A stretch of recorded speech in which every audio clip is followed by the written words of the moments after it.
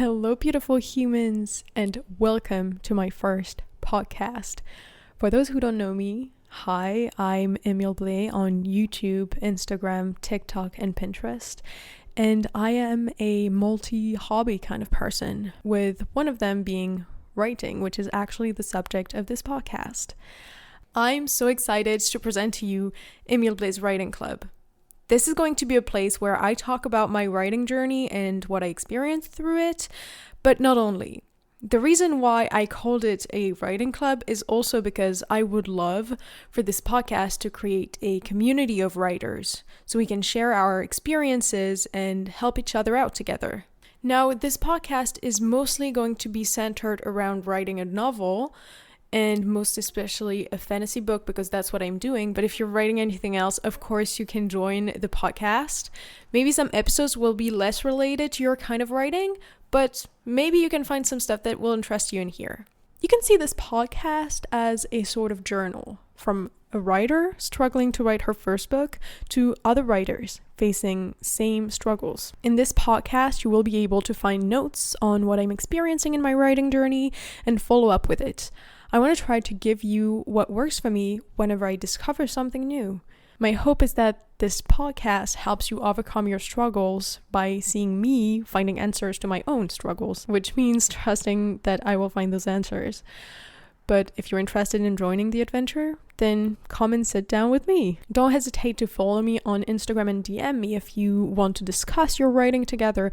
I would love for this podcast to help us connect and find writing buddies. Like, that would be so exciting.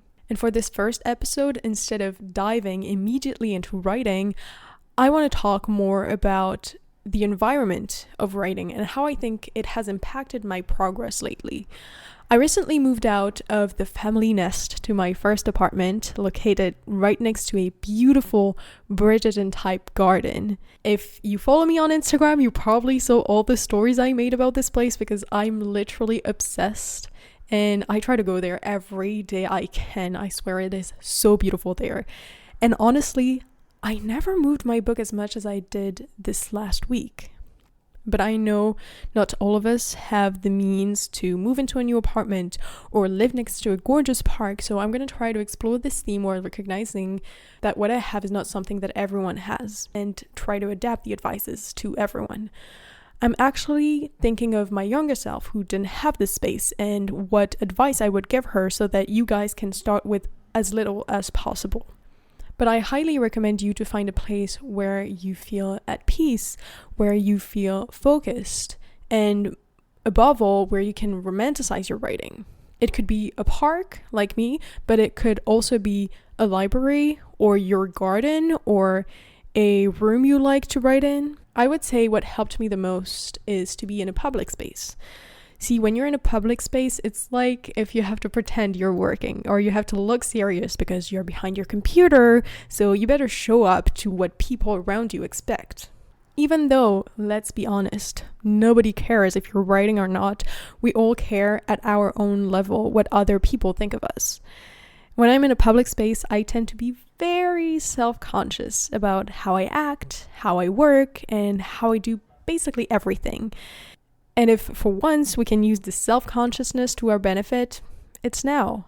If you're in a library where many other students are studying, what would you feel like if you were the only one doom scrolling on your phone? If you're in a park where kids might be playing nearby, do you want to show that you're the procrastination girly, or do you want to be an example and inspire them to be like you when they grow up? Okay, maybe I'm going a little too far, and kids probably don't care. They're probably just playing in the playground and don't care if you're writing or not. But it's just in the idea of romanticizing, you know? I'm not saying you should be writing and writing and writing just to pretend. Sometimes it's researching, reading, and maybe only writing a few keywords. But all of this is part of the work. And even if at the end of the day you feel like you haven't written much, well, then remember what Leigh Bardugo said. As long as you are writing a few words onto the page, you're winning it.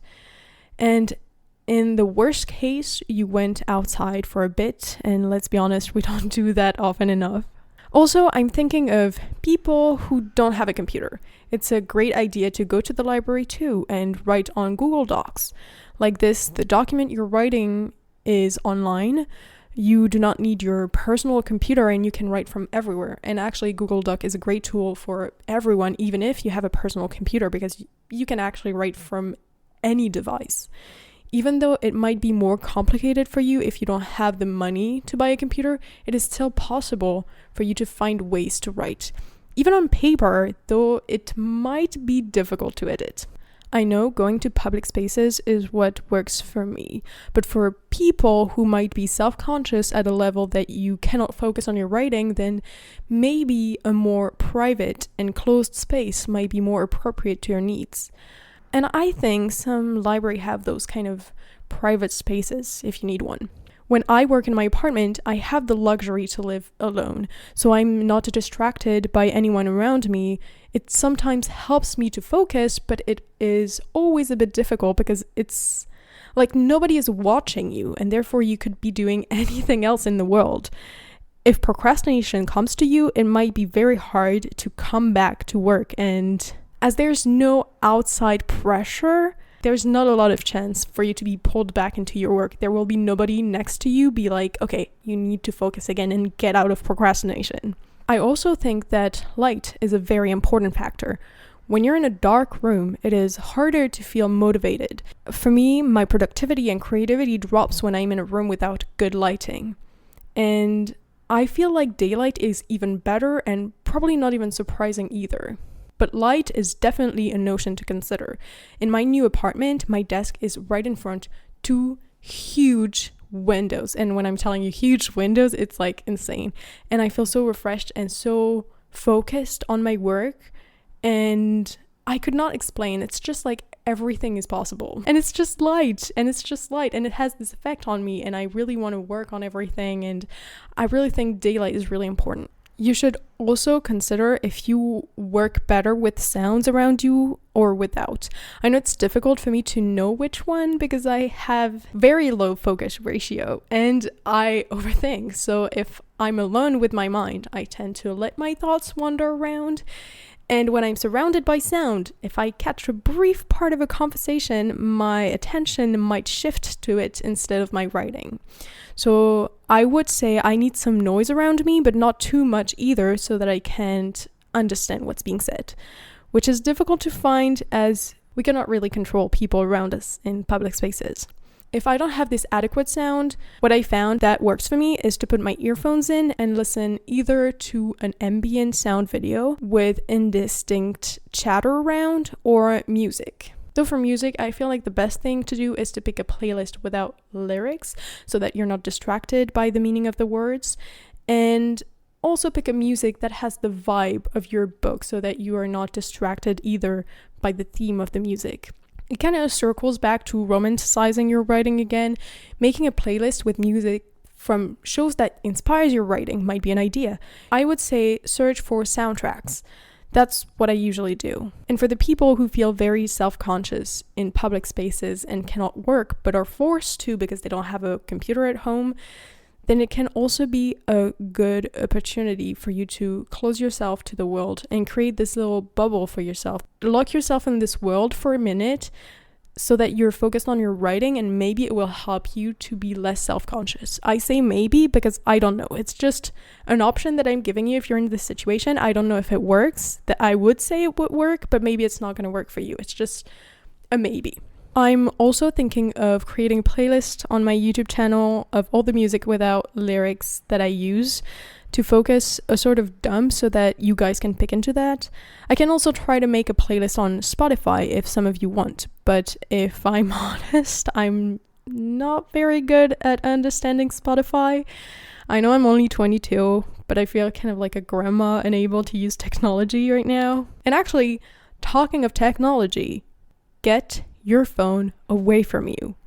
And I know a part of me always finds an excuse like, but I need a timer, or I need to look at my Pinterest boards to inspire me. And it is completely valid. But I would recommend you to do all those things, but on a computer. I feel like working on a computer is more formal in a way. Therefore, when you check Pinterest or set up a timer, it feels more, well, formal. It feels more like a choice, more than the app forcing you to scroll. But if at any point, even on your computer, you realize you do spend time doom scrolling, I would recommend you to set timers. Timers are a great way to stay focused. It makes you feel like you need to do as much as possible in this amount of time. You can set, for example, a Pomodoro session, if this works for you. For those who don't know, a Pomodoro session is a timer that sets short time working sessions and breaks in between to adapt to your focus. So for example, it's going to be 25 minutes working and 5 minutes of break. But coming back to doom scrolling on Pinterest, I heard an advice once. I don't remember if it was from Leigh Bardugo. It's highly probable because she's one of my biggest inspiration, but the advice was that when you're writing, you try to do absolutely no research at all. If you have a question or you don't know how to name someone or a place, come with something like character 1 or city 3 to be able to find yourself in your text, but still be able to move through your work without interrupting your creativity for details like names. That's where you could set a timer where you write for 20 minutes, for example, and you allow yourself to go on Pinterest and do research during 10 minutes after that to find those answers and more so that you do not break the flow of your writing.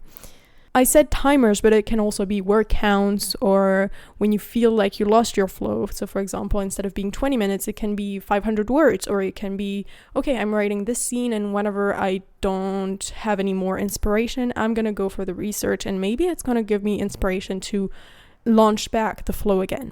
And to keep this flow going, I started recently to do something and it helped me a lot. I keep a journal only for my writing. So after or during each sessions, I write about what I came up with, what struggles I faced, and I always finish with a to-do list for my next writing session. Like this, it tempts me to write next time and I know what to work on so that it avoids procrastination, because when we end a writing session, we're proud of ourselves and we go back to our lives, and sometimes we forget about writing because we don't know what to write next. And to finish, my last little advice, I realize it's kind of drifting away from just the environment now, but know you can adapt all the advice I give you to your own needs, because you're the only one who knows what's best for you. Everyone has different writing processes, so you shouldn't feel guilty about not doing like anyone else. There is not one writing process for success. It depends on everyone. So no pressure on your writing. I hope now you will be able to move your book a little further with a nice environment to work in. And for me, I will see you next week for a YouTube video and in 2 weeks for the second episode. Until then, take care of yourself. Be kind to yourself, and thank you for listening.